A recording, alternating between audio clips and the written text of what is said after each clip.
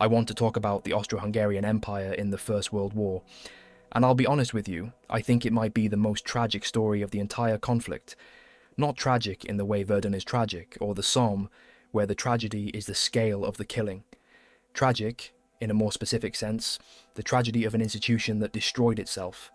A 640-year-old empire that started a war it couldn't win, with an army it couldn't adequately command, led by a general who was partly fighting the war to impress a woman, and then watched the whole thing collapse in a fortnight in October 1918, centuries of history dissolving in days.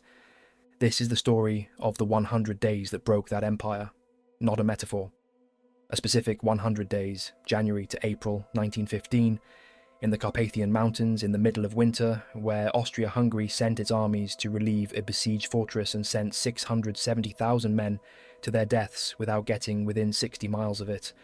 And then the story of what came after, because the Carpathian Winter War didn't just cost Austria-Hungary those 670,000 soldiers, it cost it the professional officer corps that could never be replaced, the strategic initiative it never recovered, and, eventually, the empire itself. Let me start with the empire because I think most people who know the First World War from a Western Front perspective have a very thin picture of what Austria-Hungary actually was, and without that picture, the story of its destruction makes no sense.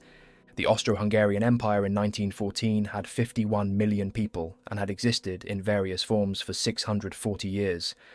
The Habsburg dynasty had been governing something called Austria since 1276. They had been Holy Roman Emperors. They had fought the Ottomans at the gates of Vienna in 1683. They had survived Napoleon. They had survived the revolutionary upheavals of 1848. They had, in 1867, restructured themselves into the dual monarchy Austria-Hungary. This video is sponsored by World of Warships. If you watch this channel, you already know that naval history is some of the most brutal and fascinating warfare ever fought, and World of Warships lets you get into the middle of it. It's a free-to-play, online, multiplayer naval combat game with over 850 historically inspired warships across 13 nations. Destroyers, cruisers, battleships, aircraft carriers, and submarines, each playing completely differently. The ships are built from real historical documents and actual blueprints, so if you're into the history, you'll recognize what you're sailing. The game gets monthly updates with new ships, new nations, and new events, and the visuals are genuinely impressive with updated maps, water effects, lighting, and weather that actually changes during battle. You can play solo or team up with friends using divisions. They've also got special single-player events that recreate specific historical moments like D-Day and Dunkirk. If you're new to the game, or coming back after a break, use my invite code IMPACTFORCE when you register. New players get 20 days of premium account, a Japanese Tier 3 cruiser, a commander, and a port slot instantly, plus progression missions that unlock a US Tier 7 cruiser, 7 super containers, 40 million credits, and 1 million Elite Commander XP. The link is in the description. World of Warships is free on PC and also available on console through World of Warships Legends. Go check it out, link below. Into the dual monarchy Austria-Hungary, in response to Hungarian pressure, creating a state that was simultaneously one empire and two kingdoms, governed under a shared monarch but with separate parliaments, separate governments, and separate armies that cooperated in the common army commanded from Vienna. This compromise, as it was called, had held for almost 50 years by the time the war began. It had held because both Austria and Hungary preferred an uncomfortable union to the specific risks of independence in a region dominated by larger powers. It had held despite, or because of, the 15 languages, the nationalities that pulled in different directions, the bureaucratic machinery of breathtaking complexity that managed the relationship between Vienna and Budapest. It had held because an 84-year-old emperor named Franz Joseph I had been sitting at the centre of it since 1848, and his personal continuity had become, for most of the empire's subjects, a substitute for political legitimacy. And then, in the summer of 1914, with the approval of that 84-year-old emperor, the empire declared war on Serbia, and nothing held after that. The empire stretched from the Bohemian forests to the Adriatic Sea, from the Alpine passes to the Carpathian Mountains, from the industrial cities of Bohemia to the agricultural plains of Hungary. It contained within its borders Germans, Hungarians, Czechs, Poles, Slovaks, Croats, Serbs, Ukrainians, Slovenes, Romanians, Italians, and a dozen other smaller communities. The mobilization posters of August 1914 were printed in 15 languages.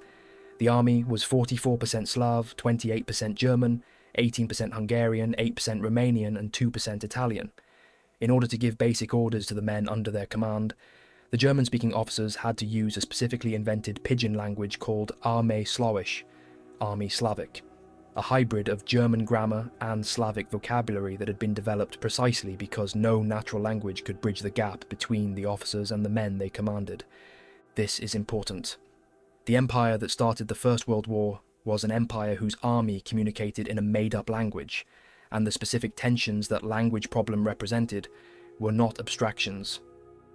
They were operational realities that shaped every engagement from the first week of the war to the last.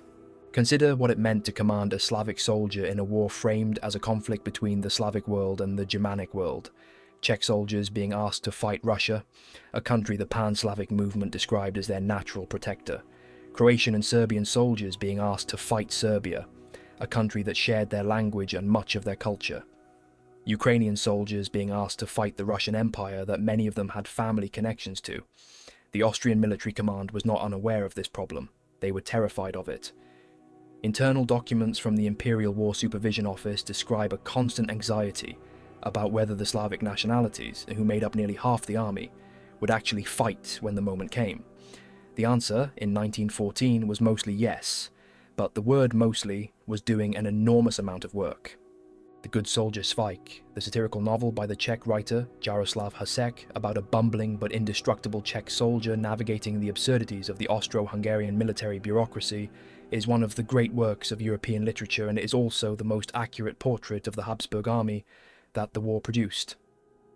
Hasek served in the army himself. He was captured by the Russians in 1915 and eventually joined the Czech legions.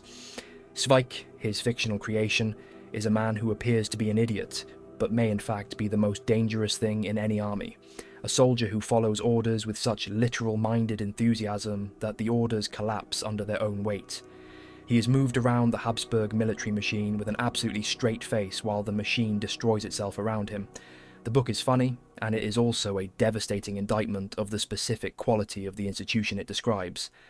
An institution held together by paperwork and hierarchy and the terror of transgressing either, in which the forms were filled out correctly even when the substance they described had ceased to exist. Hasek began writing Schweik during the war. He never finished it. He died in 1923, at 40. What he left is enough to understand what he was describing. The Austro-Hungarian army was an institution that had been designed for a kind of war that the First World War was not. It had been designed for the limited wars of the 19th century, the kind of conflict that could be won with a decisive battle in 6 weeks and settled at a conference table. It had not been designed for total industrial war, and it showed from the first day. But the man who commanded the army did not think it was fragile. Konrad von Hötzendorf thought it was a weapon. He had been trying to use it for years before anyone let him. Franz Konrad von Hötzendorf was the chief of the Austro-Hungarian General Staff. He was born in 1852, the son of an Austrian cavalry officer, and he had spent 40 years in the army by the time the war began, rising through the ranks on the strength of a genuine tactical intelligence and an operational ambition that significantly exceeded the resources he had available to fulfill it. He had proposed preventive wars against Serbia at least 25 times between 1906 and 1914. He had proposed war against Italy in 1907, 1908, and 1911. He proposed war against Montenegro in 1912. His own foreign minister described him in exasperation as a man who sees war as a panacea for all ills. He was not wrong. Konrad did see war as a panacea. He also, from 1907 onwards, saw it as something more personal. At a dinner party in Vienna in 1907, Konrad was seated next to a woman named Virginia von Reininghaus. He was 55 years old. His first wife had died of cancer in 1905. Gina, as she was known, was 27, married to a wealthy Austrian industrialist named Hans von Reininghaus, and had 6 children. Konrad fell completely and totally in love with her at the dinner. He left the party, went home, and began writing her letters. Over the next 8 years, he wrote her more than 3,000 letters. Some were over 60 pages long. He wrote 1 a day, sometimes 2 or 3. He did not send most of them. They were found after his death, compiled in a journal he called his Diary of My Sufferings. In the letters, Conrad describes his campaigns in terms that are explicitly connected to his desire to win Gina. He believed, and this is documented, not speculation, from the letters themselves, that if he returned from war as a conquering hero, Gina would leave her husband and marry him.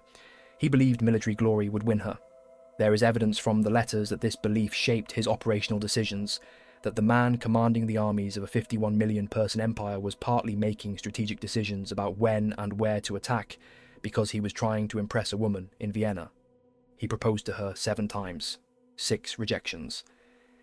When Gina finally agreed to divorce her husband and marry Conrad in 1915, she did so after the Carpathian Winter War had consumed hundreds of thousands of men in failed attempts to relieve Przemysl. He had proven himself.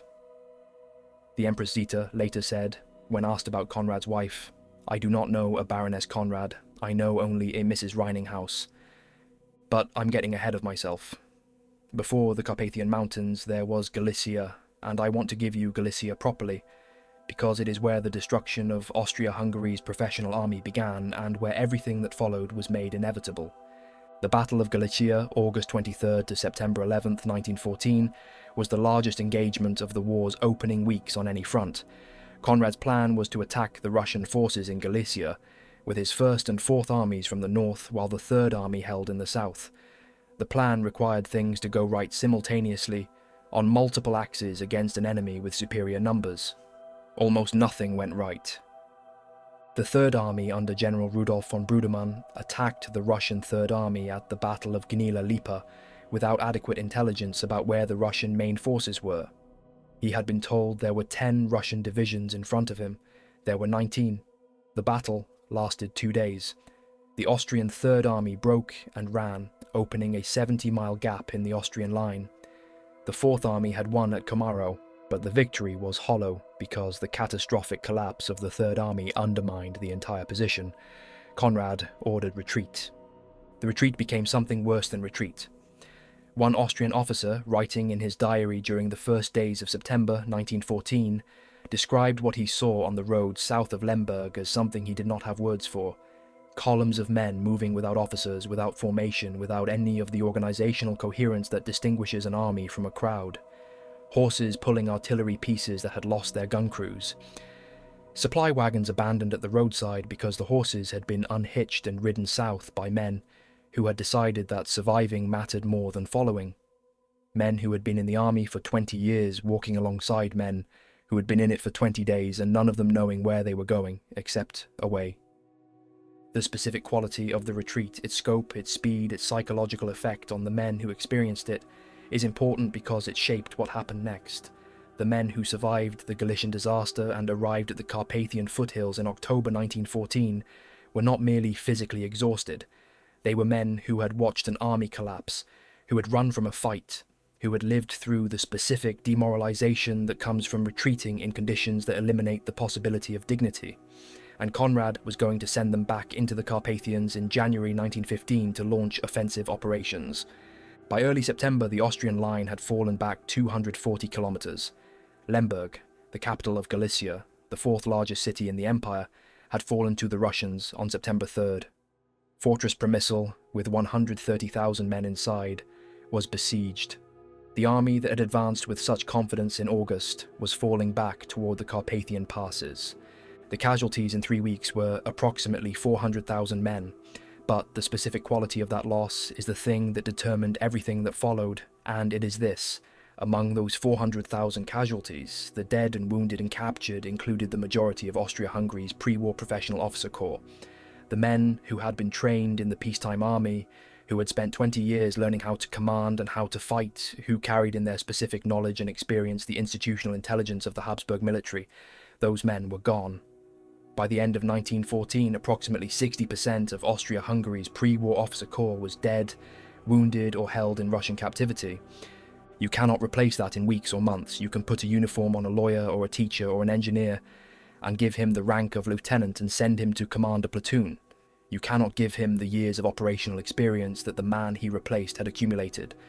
The Austro-Hungarian army that fought the Carpathian Winter War was commanded at the critical junior and middle levels by men who were improvising their way through situations their predecessors had spent careers preparing for. Lieutenant Franz Lindner, a schoolteacher from Graz who found himself commanding a company in Galicia, wrote to his wife, "I am doing what I think is right, and some of it seems to work and some of it clearly does not work, and the men look at me as if I should know the answer, and I look back at them and try not to show that I am making this up as I go along. The ones who have been in a fight before are more help to me than any of the manuals I was given." He was killed in the Carpathians in February 1915. The good soldier, Zweig's commanding officer, a man who spent the novel trying to have Zweig court-martialed and failing because the army's bureaucratic machinery could not process what Zweig actually was, is in some ways the perfect portrait of the Habsburg officer class of 1914, technically trained, procedurally competent, and completely incapable of dealing with a reality that did not fit the categories his training had given him. The reality that the First World War presented did not fit those categories. It had not fit them from the first week of the campaign in Galicia. The specific breakdown of the multi-ethnic army in the first months of the war was not, contrary to what the Austrian military command believed, primarily a function of ethnic disloyalty. It was a function of what happens to any army when it has been inadequately prepared for the kind of war it is fighting, and when the men commanding it have been given an impossible task and told to achieve it without the resources to do so. Czech soldiers did not surrender to the Russians because they were Czech. They surrendered because they had been sent into positions without adequate ammunition, without adequate artillery support, without adequate leadership from officers who had themselves been improvising since August. The ethnic explanation was more comfortable for the command than the correct one, because the correct explanation implicated the command itself. Blaming the Czechs was easier than acknowledging that the orders had been wrong. This dynamic, the command blaming the soldiers for failures that the command had produced, ran through the entire Austrian war experience and got worse as the war continued.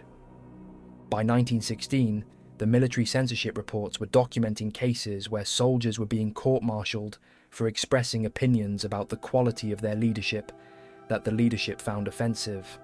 Men who had survived the Carpathians and were now in relatively stable positions on the Italian front were writing letters home that the censors characterized as defeatist, which often meant merely that the men were accurately describing what they had seen and what they thought about the men who had sent them there.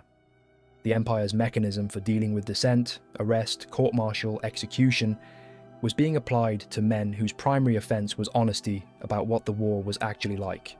Now the 100 days, now the winter. Fortress Przemysl on the San River in Galicia was besieged by the Russian 11th Army from November 9, 1914. Inside it, 130,000 soldiers, 21,000 horses, approximately 30,000 civilians, and enough food for approximately 80 days, except that the garrison had not been calculated at 130,000 men, it had been calculated at 85,000, and the extra soldiers now trapped inside were consuming the provisions at a rate that made 80 days optimistic. Conrad was going to relieve it. He had no choice. Przemysl was a symbol of Austro-Hungarian power in Galicia. Its fall would be a catastrophe for the Empire's prestige, and Conrad had told Emperor Franz Joseph that the fortress could be relieved. He planned 3 winter offensives, and the men inside Przemysl who were supposedly being rescued were watching their situation deteriorate in ways that their communications to Vienna could not fully convey. Inside the fortress through the winter, the food was running out in stages. First the luxury items disappeared, like the coffee, the wine, the decent cuts of meat. Then the ordinary rations began to shrink. By December, the horses were being slaughtered for food. Not in ones and twos, but systematically, the 21,000 horses that had been inside the fortress when the siege began, now becoming the garrison's protein supply. By February, the bread was being adulterated. Flour mixed with bone meal, with wood shavings, with sawdust, with the bark stripped from the trees inside the fortress perimeter. A doctor inside the fortress named Thoman kept a diary through the siege. He wrote in January 1915 about the civilians wandering the streets. Sunken, pale figures wander like corpses through the streets, their stony faces a picture of utter despair. He was describing what happens to human beings when caloric restriction has been going on long enough to begin consuming the muscles. A joke circulated inside Przemysl that winter. What was the difference between the soldiers of Troy and the soldiers of Przemysl? In Troy, the soldiers were in the horse's belly. In Przemysl, the horse was in the soldiers' bellies. It is the kind of joke that men make when there is nothing left to do, but laugh. By the time Przemysl surrendered on March 22nd, 13,000 of the 21,000 horses had been slaughtered and eaten. The garrison that walked out into Russian captivity was, in the words of the Russian officers who received their surrender, among the most physically depleted groups of soldiers any of them had seen. He planned 3 winter offensives. He launched them between January and April 1915. He conducted them in the Carpathian Mountains in the middle of winter. And before I take you into those mountains and tell you what happened there, I want to make sure you understand the specific physical geography. Because the geography explains the casualties in a way that no tactical analysis alone can. The Carpathian Mountains in January are not a metaphor for difficulty. They are high mountain terrain. Passes above 3,600 feet, heavy snowfall, blizzards that reduce visibility to 0, temperatures that drop well below -20 Celsius, narrow paths that can barely accommodate 2 men walking abreast, let alone military columns with horses and artillery and supply wagons. The men Conrad was sending into these mountains were wearing boots with cardboard soles, not metaphorically, literally cardboard, because the leather supply was exhausted after the Galician campaign. Many had no winter clothing adequate for those temperatures. The guns had to be dragged up paths that had been carved by peasants for single carts, not by military engineers for the movement of armies. On January 23, 1915, the First Carpathian Offensive began. The assault units moved into the passes and immediately began to get lost. The maps were inadequate for the terrain. The Carpathians had not been mapped to military operational standards because nobody in the Austrian General Staff had seriously planned for fighting there in winter. Commanders could not navigate because the blizzards eliminated all visual reference points. Colonel Georg Feith of the Third Army wrote in his diary on March 1st, 1915, during the second offensive, "Fog and heavy snowfalls. We have lost all sense of direction. Entire regiments are getting lost, resulting in catastrophic losses." I think this sentence deserves a moment of attention. Not companies, not platoons, entire regiments, formations of 2,000 to 3,000 men, becoming so disoriented in the Carpathian snowstorms that they ceased to function as military units, blundering through chest-deep snow, unable to navigate, unable to communicate, slowly dying. The soldiers who were wounded froze to death. A man who had been shot or had his leg shattered by artillery could not move in the deep snow. In those temperatures, -20, -25, a man who could not move was dead within hours.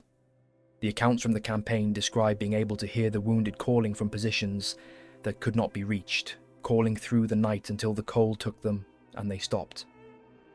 There are also accounts, multiple accounts from different sources, of what the military reports termed wolves descending on the wounded in the night. Historians believe these were feral dogs that had followed the armies into the mountains. The men who froze and died were eaten where they lay. Soldiers warmed their rifles over fires before the weapons would function, because the metal had contracted in the cold and the actions had frozen solid. The fires revealed their positions to Russian observers. The positions were attacked. The men who were too sick or too frostbitten to run were left where they were. Archduke Joseph August, commanding 7th Corps, sent Conrad a report in February 1915 that I keep coming back to every time I read about this campaign. He reported that his Hungarian Honved division had suffered terrible losses and that its effective fighting strength had fallen to fewer than 2,000 men. He listed his specific casualties since March 1st, 12 officers and 1,121 men killed. 46 officers and 2,121 men wounded, 2 officers and 685 men missing, which in the Carpathians in February meant they had stopped moving and the cold had finished what the enemy had started. And then he wrote the sentence that I think is the most haunting thing produced by this campaign. And tomorrow, despite the casualties, we have to attack again. And tomorrow, despite the casualties, we have to attack again. He has just described the destruction of his division. He has listed the numbers of his dead with the precision of a man who understands exactly what those numbers mean. And then he reports that the attack will continue tomorrow because Conrad in Vienna on a map has decided it must. The order has been given. And tomorrow, despite the casualties, we have to attack again. The first offensive failed by February 5th, approximately 89,000 casualties in 13 days. Conrad launched the second offensive. The second offensive failed by mid-March. The Second Army was, in Tunstall's phrase, bled white. The total losses in the 2 offensives exceeded 400,000 men. Conrad launched the third offensive. I want to give you the specific texture of what fighting in those mountains felt like from the perspective of a man who was there, because the statistics lose their weight without the human reality behind them. An Austrian officer's diary from this period, preserved and published on the firstworldwar.com archive, describes a specific action in the Carpathians in March 1915. His battalion had received an order to advance from the tree line toward a Russian position. He writes, "At this double command in German and Hungarian, our men got up and left their shelter behind the trees. Then the Russians were heard to whisper, 'Burzo, Burzo, but quick, quick.' And they fired rapidly on our poor simpletons and then bolted. In a few seconds we had only dead and wounded left, for hardly 15 came back untouched. Poor Michaelis, hit in the left shoulder by a bullet which came out the other side, was killed and buried on the frontier. A Romanian stretcher-bearer laid him on straw at the bottom of a trench and recited a paternoster over him. I was left alone of all those who had left Fagaras with the battalion. Michaelis, my last companion, had just left me forever. I was left alone of all those who had left Fagaras with the battalion. He is the sole survivor of the officers of his battalion, and Conrad is planning the third offensive." On March 22, 1915, while the third offensive was being organised, Fortress Przemysl surrendered to the Russian 11th Army. 117,000 men walked out of the gates into Russian captivity. They had eaten the last of the horses. The commander, General Kusmanek, was the highest-ranking general of the German bloc, to be taken prisoner in the entire war. The fortress that all those men had died trying to reach had been gone for weeks before the final offensive began. Conrad launched the third offensive anyway. It failed in April 1915. The total combined casualties for all three Carpathian offensives, the figure that Graydon Tunstall's research established, was approximately 670,000 Austro-Hungarian soldiers. The Russian casualties on the other side of the same fighting were comparable. The combined toll exceeded the combined casualties of Verdun and the Somme. It happened in a campaign that has no Wilfred Owen, no memorial on the Western model, no cultural monument that a person outside the region is likely to have encountered. The soldiers died in the Carpathian snow, and the world moved on. What the Carpathian Winter War did to Austria-Hungary cannot be measured only in the casualties, though the casualties were catastrophic. It did something more specific and more lasting. It completed the destruction of the professional officer corps that had already been depleted in Galicia in August and September 1914. The men who died in the Carpathians were not just soldiers, they were the accumulated institutional intelligence of the Habsburg military. The junior officers and middle-grade commanders who carried in their experience the knowledge of how to fight, how to lead men, how to make the decisions that the chaos of combat requires faster than any training can fully prepare for. When they were gone, they could not be replaced. The reserve officers who filled their positions were doing what Lieutenant Lindner had described before his death, making it up as they went along, hoping the men in front of them could not see. Now I want to talk about the internal crisis of the empire, because the Carpathian Winter War did not happen in isolation. It was happening to a political structure that was already showing the cracks that would eventually become its dissolution. The army that was dying in the Carpathians was an army of 15 languages. The Czech 28th Infantry Regiment had Czech soldiers who were suspected by their German-speaking officers of sympathizing with Russia, a suspicion that the Pan-Slavic movement had made plausible even if the specific accusation against specific soldiers was often unfounded. In April 1915, elements of the 28th surrendered to the Russians without significant resistance. The regiment was dissolved, its colours were destroyed. Austrian military courts were issuing summary executions of soldiers accused of disloyalty. The 1914 to 1918 online encyclopedia documents the execution of several thousand Serbian and Ukrainian-speaking civilians and soldiers near the front line on suspicion of espionage or collaboration. These were not isolated incidents, they were the expression of a command structure that was losing confidence in the loyalty of the men it commanded in an army whose ethnic composition made the question of loyalty genuinely and structurally complicated. The civilian population of Austria was eating 160 grams of flour a day by January 1918. The harvest had fallen from 3.1 million tons of grain in 1913 to 1.4 million tons by 1917. Food prices in Vienna had been rising continuously since 1915. Strikes were happening in the factories. The women queuing for bread were not asking why they were in a war. They were asking when it was going to stop. Emperor Franz Joseph I died on November 21st, 1916, at 86 years old, having reigned for 68 years. He had come to the throne in the revolutionary year of 1848 and had held the empire together through the loss of Italy, the humiliation at the hands of Prussia in 1866, the assassination of his wife, the suicide of his son. He had signed the declaration of war on Serbia without reading either the Serbian reply to the ultimatum or the text of the declaration. He died in a palace while his empire was consuming itself in a war he had authorized.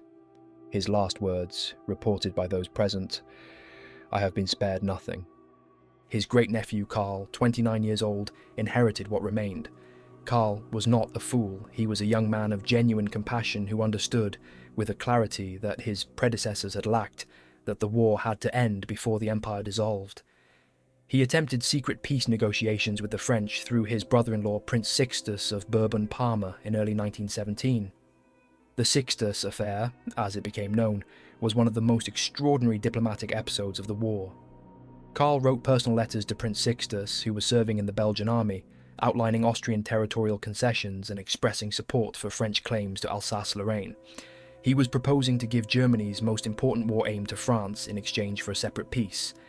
If it had worked, the war might have ended 2 years early. It did not work. The German government found out. Kaiser Wilhelm confronted Karl with the letters in May 1918. Karl denied everything, called the letters forgeries. The French Foreign Minister Georges Clemenceau published them. Karl's credibility in Berlin was destroyed. Austria-Hungary was forced to accept German economic and military dominance, formally in May 1918 through the Spa Agreement, in exchange for continued German support. The last independent act of Habsburg foreign policy had been an attempt to end the war secretly. When it was exposed, it accelerated the very dissolution it had been trying to prevent.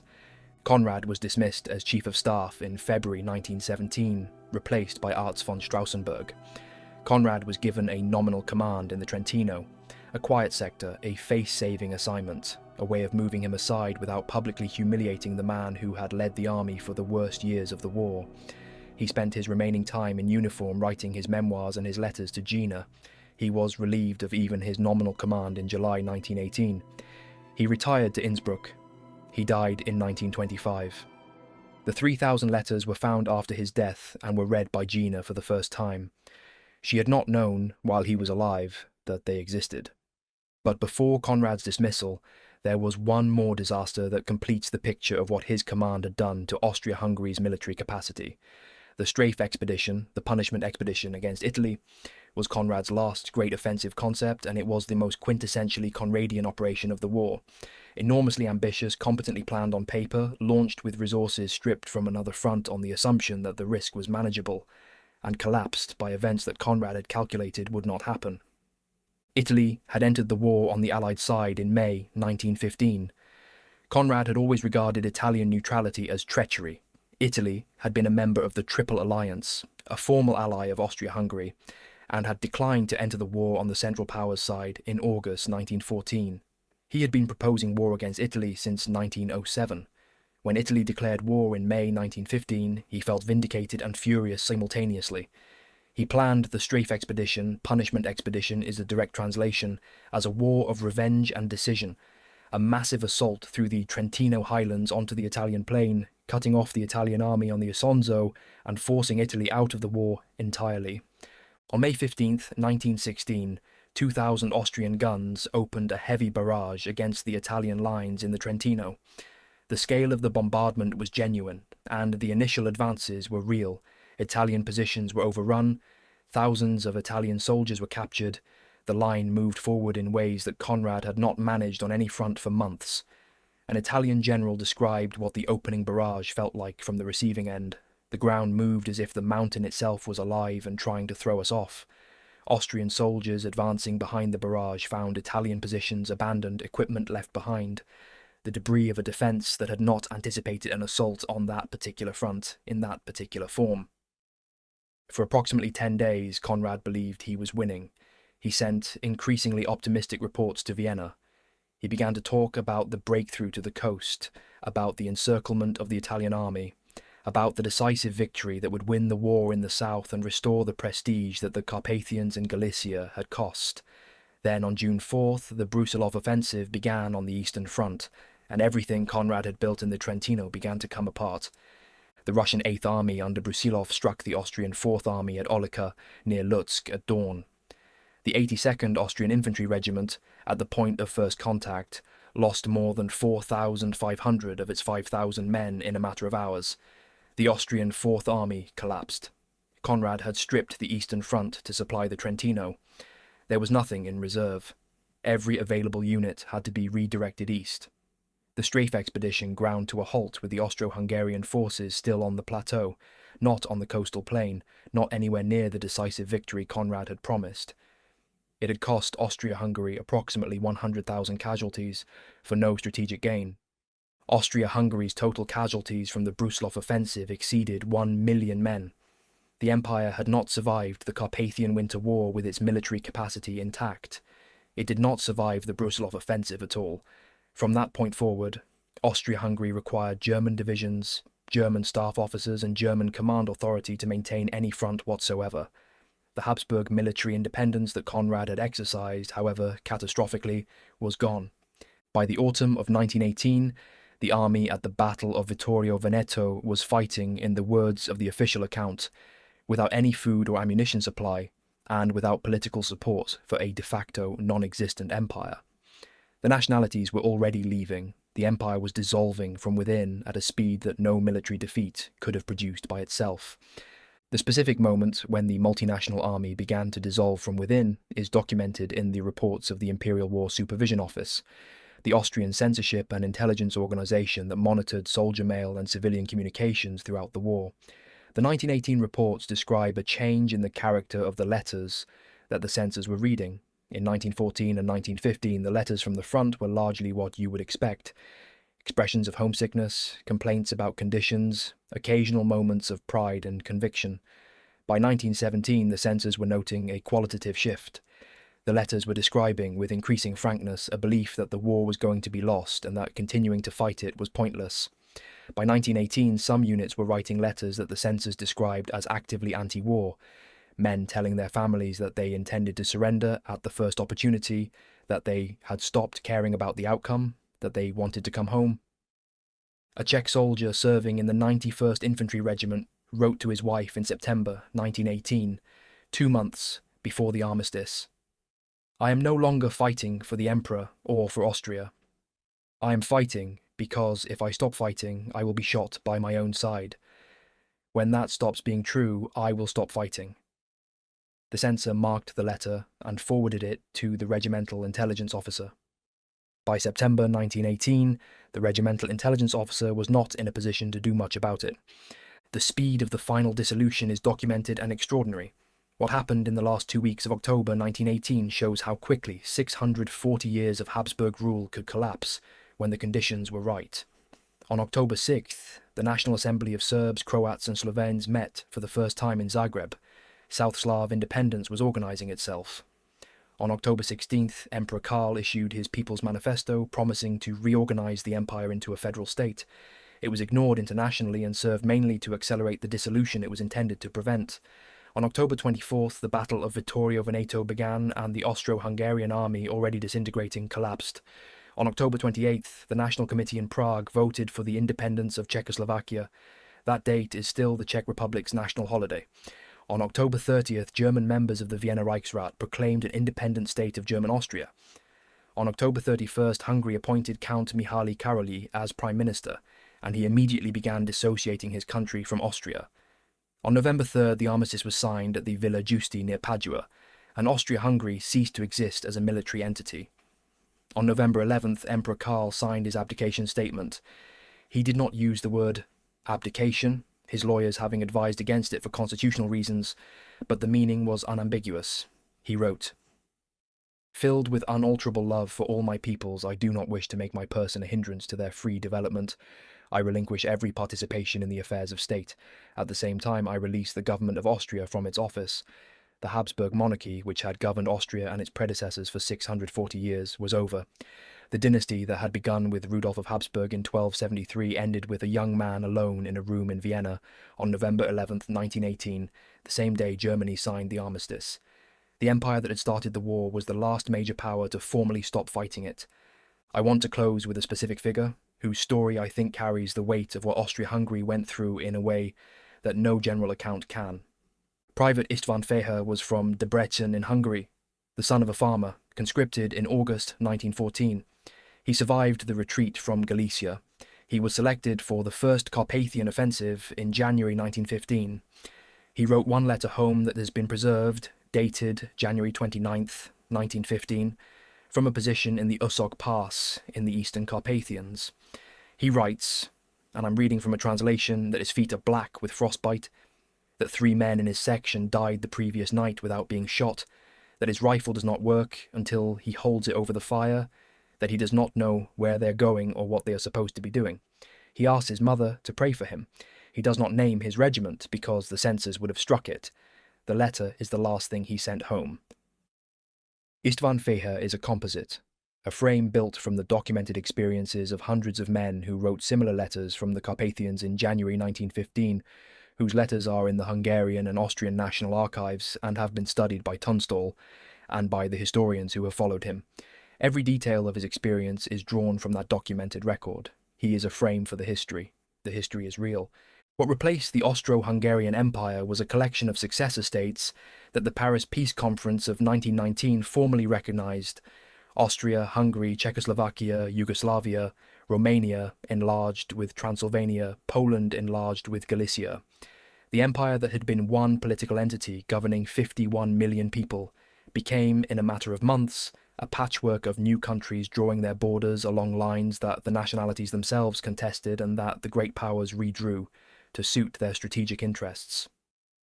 Emperor Karl went into exile in 1919. He tried twice to return to Hungary to reclaim the throne, in 1921 by train and then by aircraft, and both times he was turned back by the Hungarian government of Admiral Horthy, which did not want a Habsburg king but was unwilling to say so to a Habsburg's face. He went to the Portuguese island of Madeira, where the climate was supposed to be good for his health. It was not good enough. He died on April 1st, 1922, of pneumonia, aged 34. He had been emperor for 2 years, inheritor of a 640-year dynasty. He had tried, in his limited way, to end the war early, and the attempt had been used against him. He is buried in the Monte Church on Madeira. Pope John Paul II beatified him in 2004. He is Blessed Karl of Austria. Konrad von Hötzendorf outlived him by 3 years. He died in 1925 in Innsbruck working on his memoirs. He had spent his retirement writing about the war he had helped to cause, and had done so much to lose. His memoirs are self-justifying and selective in the way that all memoirs by defeated commanders tend to be. He does not dwell on the Carpathians. He does not dwell on the figures that Tunstall established. Gina, who had married him in 1915 and lived with him through his dismissal and his retirement, read the 3,000 letters he had written to her after his death. She had not known they existed while he was alive. Whether she understood, reading them, the connection that Konrad had believed existed between his love for her and his conduct of the war is not documented. She died in 1961. The Carpathian Mountains are still there. The passes are still there. The specific paths through which entire regiments got lost in the January snowstorms of 1915 are still there, and people walk them now without knowing what happened on them in the winter of a century ago. 670,000 men, 100 days, an empire that communicated with its own army in a made-up language, a general writing love letters while his men died in the snow, an emperor who had been spared nothing, another emperor who tried to end it and was destroyed by the attempt, and a 640-year dynasty that ended with a young man alone in a room writing that he did not wish to make himself a hindrance to the free development of his peoples.